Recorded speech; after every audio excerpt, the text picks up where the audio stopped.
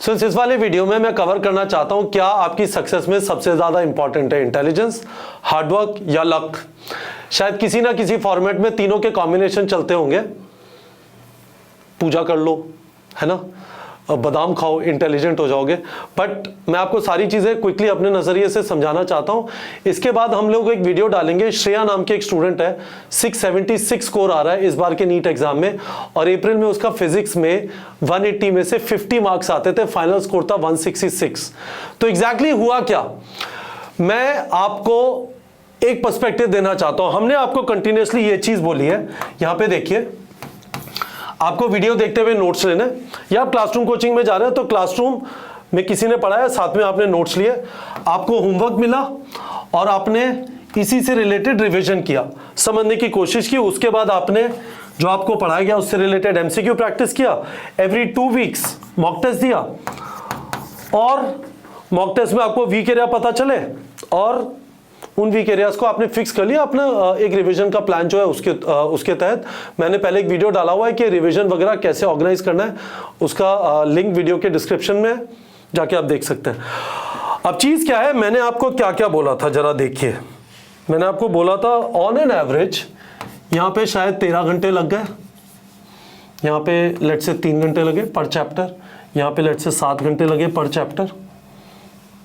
ये वाला time 1 minute के लिए छोड़ दो, 13, 3, 7, बहुत अच्छी बात है।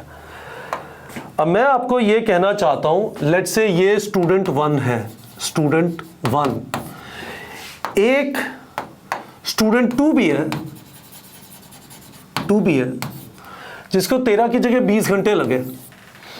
वीडियो देखते हुए नोट्स लिए, अच्छी तरह समझ नहीं आया, वापस देखना पड़ा, 13 घंटे की जगह 20 घंटे लगे। होमवर्क और रिवीजन करने में 7 घंटे लगे, एमसीक्यू प्रैक्टिस करने में 15 घंटे लगे, है ना। तो यहाँ पे स्टूडेंट को लगे 23 आवर्स पर चैप्टर, यहाँ पे 27 और 15 42 आवर्स पर चैप्टर, है ना। अब क्या होगा इसका नतीजा?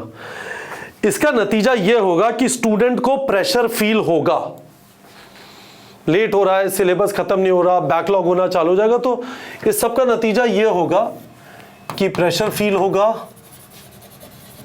बैकलॉग होना चालू हो जाएगा, बैकलॉग होगा तो फिर फन खत्म हो जाएगा, और उसके बाद आपका you will lose interest in studies, है ना।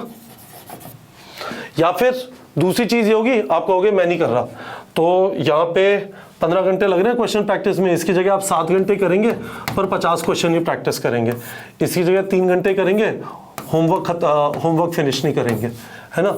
20 घंटे लग रहे हैं तो यहाँ पे तो आप बच नहीं पाएंगे, तो चलो वही 20 घंटे किए तो आधा अधूरा काम हो गया। तो हो तो गया ये 30 घंटे में जो भी आपने पढ़ा, पर आधा अधूरा रहा, फिर आपको बार बार रिवीजन करने की जरूरत पड़ी। तो ये एक प्रॉब्लम है। ये प्रॉब्लम हो क्यों रही है, समझिए इससे जरा। ये प्रॉब्लम इसलिए हो रही है कि एक लेवल पे हर जने का अपना अपना लर्निंग लेवल और पेस है, ग्रास्प करने की पावर है ना। इसका मतलब क्या है, ये 2 स्टूडेंट आपको दिखाई दे रहे हैं, इसको जो चीज 13 घंटे में समझ में आई, उसी के लिए स्टूडेंट 2 ने 20 लिया, 3 घंटे में समझ में आई 7 लिया, 7 घंटे में क्वेश्चन प्रैक्टिस कर लिया, 15 घंटे लगे। तो इसका तरीका क्या है, इसका सॉल्यूशन क्या है, मैं आपको बताना चाहता हूं, और उसे आप ट्राई कर सकते हैं। तो एक लेवल पे आपने जो भी हमारे चैनल पे इंटरव्यूज देखे, ऐसा हो सकता है जिसका 2nd attempt, 3rd attempt, 4th attempt, 5th attempt में सिलेक्शन हो रहा है। शायद इसी वजह से हो रहा है कि जो घंटे हैं वो 1 साल में मिल नहीं पा रहे, वो 2 या 3 साल में मिले, क्योंकि टाइम ज्यादा लग रहा है फॉर वॉट एवर रीजन, है ना। मैं इसमें इंटेलिजेंस को फैक्टर नहीं मानता, मैं बताता हूँ फैक्टर है क्या मेरे हिसाब से, और फिर आप मुझे बताइएगा कि आपको इससे कुछ समझ में आया नहीं आया।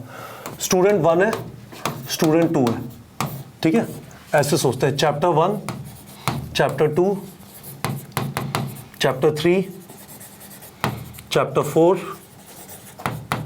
Chapter 5, chapter 6। तो यहाँ पे हर बार स्टूडेंट को लेट से 3 घंटे में खत्म हो जाता है, और सेम चीज में स्टूडेंट 2 को 6 घंटे लगते हैं, ठीक है। मैं ये कहने की कोशिश कर रहा हूं कि पहले चैप्टर में स्टूडेंट 2 को 6 घंटे लगे कोई टास्क करने में चैप्टर से रिलेटेड। मैं कह रहा हूं नेक्स्ट वाले में थोड़ा कम टाइम लगेगा।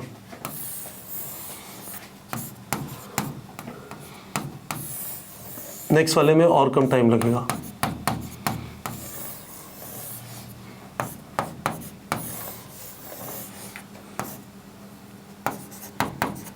ठीक है, क्यों ऐसा हो रहा है? इमेजिन करिए क्यों ऐसा हो रहा है। स्टूडेंट 1 है, उसने ट्राइंगल्स को अच्छी तरह पढ़ा था क्लास 10 में, फॉर वॉट एवर रीजन आपने अच्छी तरह नहीं पढ़ा। या फिर स्टूडेंट 1 है, उसे पहला chapter some basic concepts of chemistry, उसके अंदर मोल कॉन्सेप्ट अच्छी तरह पढ़ा था। जब भी आगे मोल कॉन्सेप्ट आता है या केमिकल इक्वेशन आता है, वो मोल्स वगैरह को यूज करके अच्छी तरह सॉल्व कर पाता है। तो पहली बार ऐसी चीज हुई जिसकी वजह से आपको ज्यादा टाइम लगा।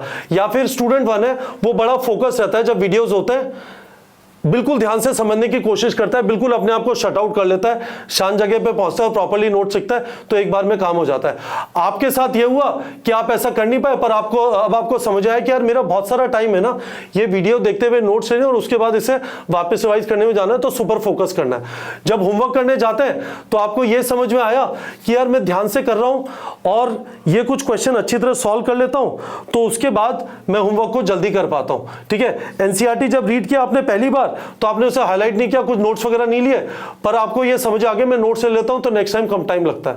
ठीक है, एमसीक्यू प्रैक्टिस किए तो पहली बार आपके 50% सही हुए, पर आपको समझ आया कि आप ये वाली गलती कर रहे थे, नेक्स्ट टाइम 50% की जगह 60% सही हुए। तो धीमे धीमे, पर इंपॉर्टेंट चीज यह है कि आपको इस वाले टाइम से you can't run away from it. यदि आपको शुरू में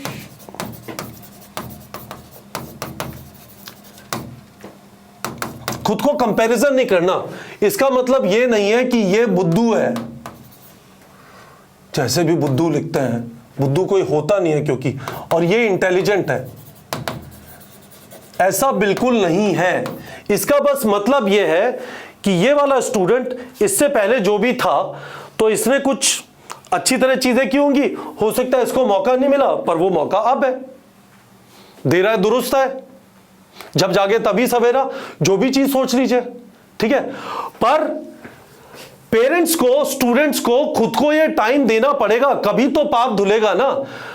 किसी टाइम पे जो मेहनत नहीं की थी पहले, कभी तो वो मेहनत होगी ना। तो वो दो तरीके से हो सकती है।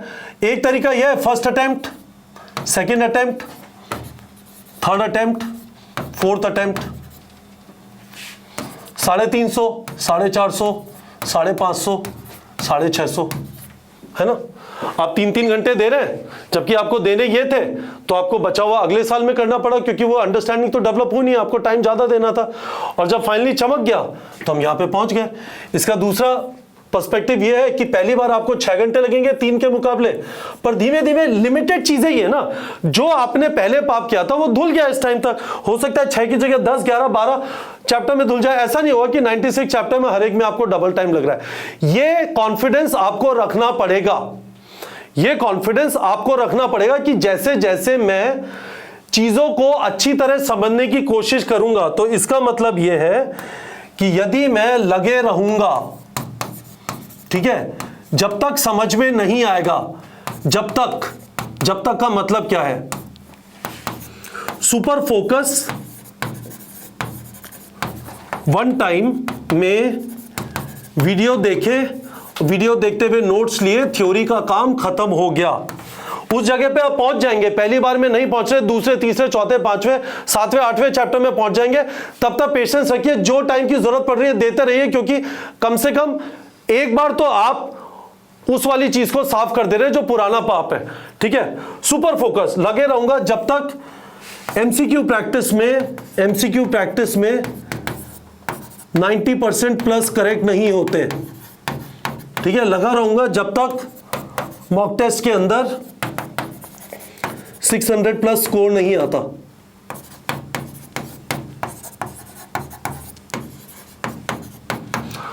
हम जो ये वीडियो डालने वाले हैं श्रेया का, 50 मार्क्स थे अप्रैल के अंदर आउट ऑफ 180। जब मॉक टेस्ट लिखती थी, फाइनल स्कोर आया 166 अप्रैल से जुलाई तक। आइडिया बस ये है, लगे रहो। ठीक है, अंग्रेजी में लिखना है ग्रिट, डिटर्मिनेशन, रिजॉल्व, सिनोनिम्स लिख रहा हूं सारे, पर्यायवाची, परसिस्टेंस। तो मैं ये नहीं कह रहा कि अगले साल होगा, नहीं, आप इस नजरिए से, इस एटीट्यूड से लगे रहेंगे, लगे रहेंगे, लगे रहेंगे, खुद से ऑनेस्ट रहेंगे। नहीं समझ में आया वापस जाके समझने की कोशिश करेंगे, थोड़ा एक्स्ट्रा पढ़ना पड़ा पढ़ेंगे, आप उस जगह पे पहुंच जाएंगे। आपका वो वाला चैप्टर जल्दी आ जाएगा जब आप एक आइडियल टाइम के नजदीक पहुंच जाएंगे। पर आपने गिव अप कर दिया, आपने शॉर्टकट मारा, नहीं मैं तो 3 घंटे ही पढ़ूंगा, आपने भी इतना किया पर आपकी जरूरत थी इतने की, तो गड़बड़ हो जाएगी।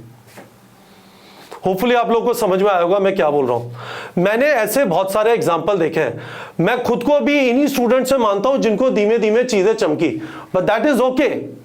It is only a matter of, ये वाले भैया 11 बजे सो जाते हैं और ये वाले भैया यदि फाइटर हैं, लगे रहते हैं, ये हमेशा 1:30 बजे तक फाइट मारते हैं। और एक दिन वो आ जाएगा जब ये 11 बजे वाले के बराबर पहुंच जाएंगे, पर ये फिर भी 1:30 बजे तक फाइट मारते हैं, और उसकी वजह से क्या होगा, इसकी रैंक बेहतर आएगी। ठीक है, तो इस चीज को अच्छी तरह समझ लीजिए।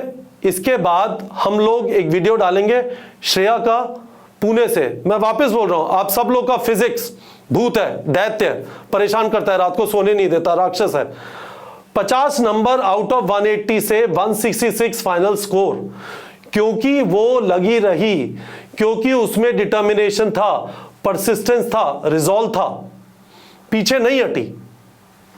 आपको भी यही करना है। पढ़ाई का मतलब ये चीजें करनी है 1 2 3 4 5, बट हर बार लगे रहना है सुपर फोकस के साथ, और आप धीमे धीमे चीजें आपके कंट्रोल में आना चालू हो जाएंगी।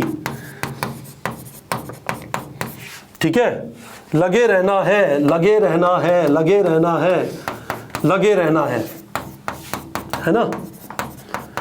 ये सब बकवास है, ये सब बकवास है, सिर्फ ये मैटर करता है, और इसके साथ लगे रहना मैटर करता है, और कुछ मैटर नहीं करता। जिस दिन आपको ये बात चमक में आ जाएगी, उस दिन चीजें रिजॉल्व हो जाएंगी अपने आप। इतना बड़ा सिलेबस नहीं है, इतने सारे कॉन्सेप्ट नहीं है कि एक बार आपने टाइम देना चालू किया जो पहले शायद 9th में नहीं दिया, शायद 10th में नहीं दिया, शायद 11th में नहीं दिया, शायद 12th में नहीं दिया, पर कभी तो दोगे, तभी तो इतने सारे ड्रॉपर्स का भी सिलेक्शन हो जाता है।